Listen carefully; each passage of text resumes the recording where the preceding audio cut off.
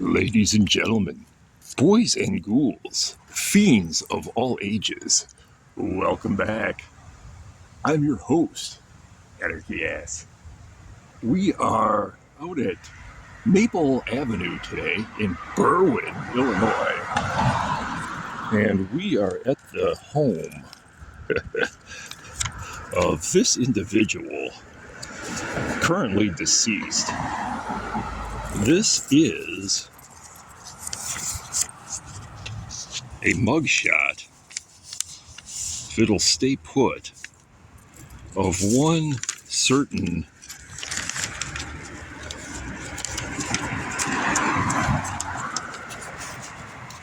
Louis Campagna.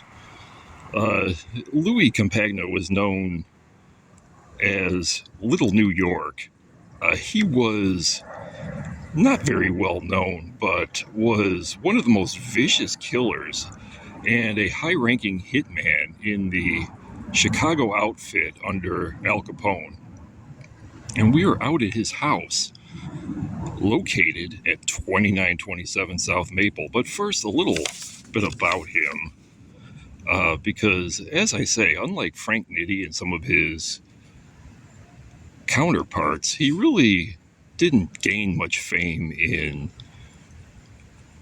film and television as a character.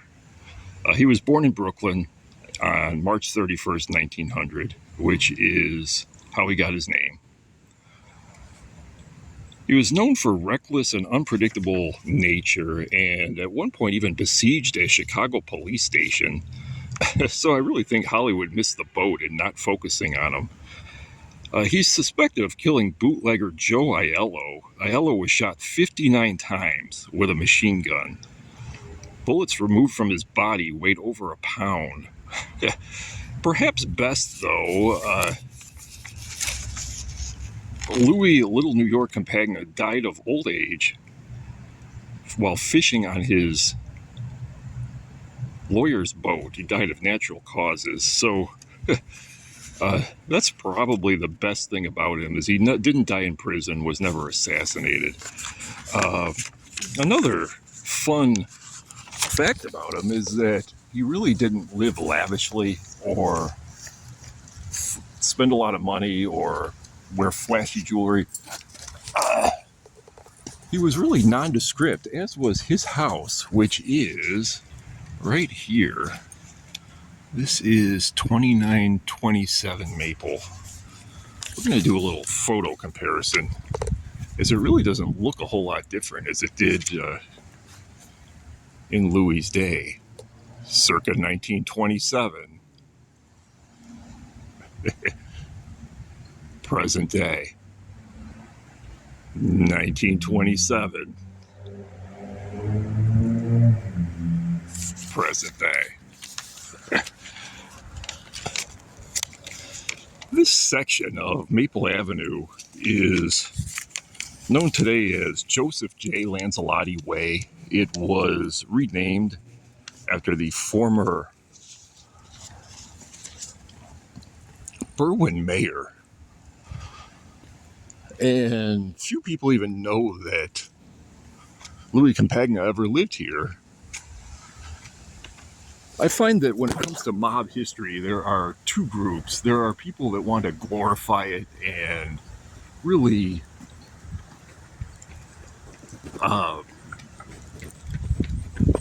play it up and memorialize it in film, etc. And then there are groups that want to completely erase it and act like it didn't happen and try to destroy the original locations.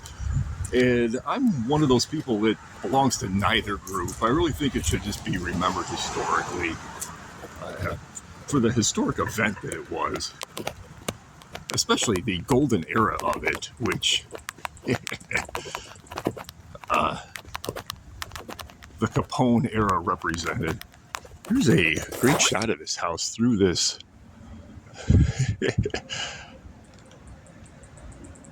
Halloween decor.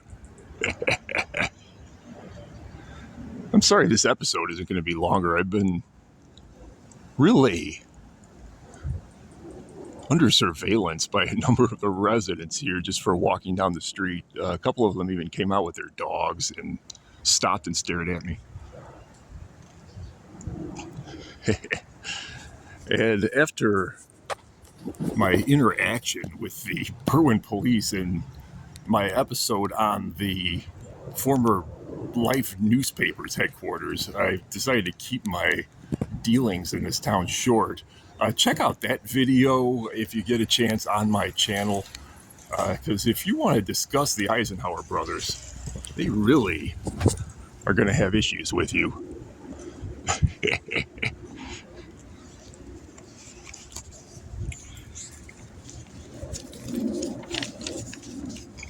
Getting back to Louis Campagna, though,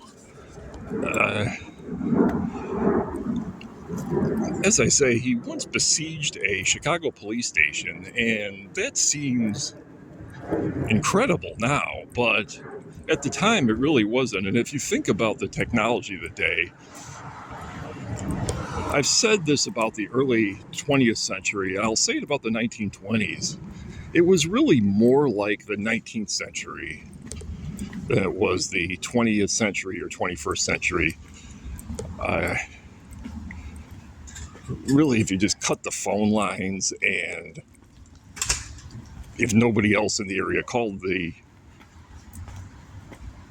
neighboring authorities for backup, you could pull something like that off pretty easily, which he did. He got away with it. He's never charged. I think that episode alone would make a good film. There actually was a film similar to that had nothing to do with Little New York, as he is colorfully known. So I know the concept would be really adaptable to Hollywood.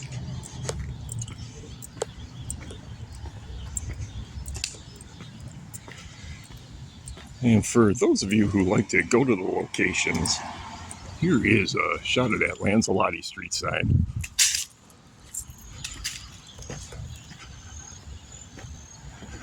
It's Honorable Joseph J. Lanzalotti Way.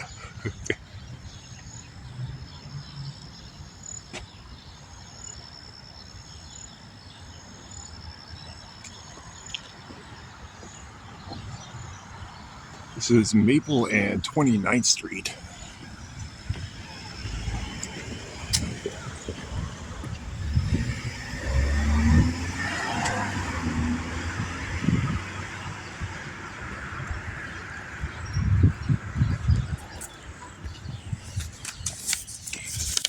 This house is built in the bungalow style, which is extremely common in Berwyn, but is really rare elsewhere. It was a building style that used mostly brick, and all of these homes in this row are of that style.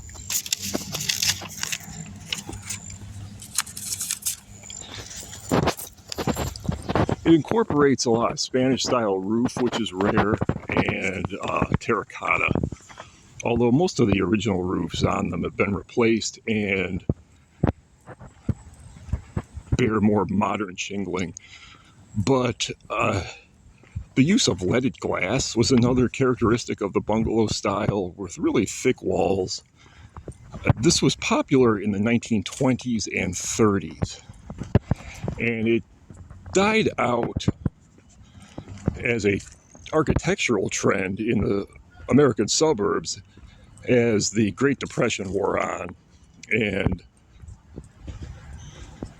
the building of new homes just became less and less common. By the time it resumed in the 1950s, the bungalow style had been all but forgotten.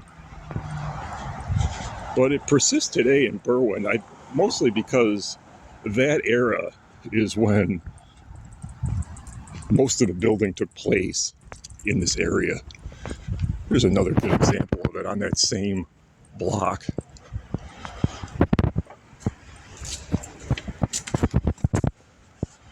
You can see too the sloping eaves, which were common in the bungalow style. Use of planters was also really common. Here's another one with, you can see the planters ramblings.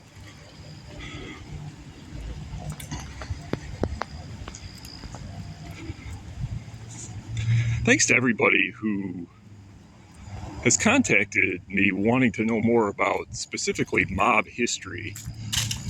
There's a lot of it that's unsung and undocumented in this area, which is surprising considering how it affected Hollywood. But a big thank you to everybody who did that. I'm going to try to hit more locations, no pun intended, in the future. So stay tuned for that. Until next time, I'm Anarchy Ass. Bye bye now.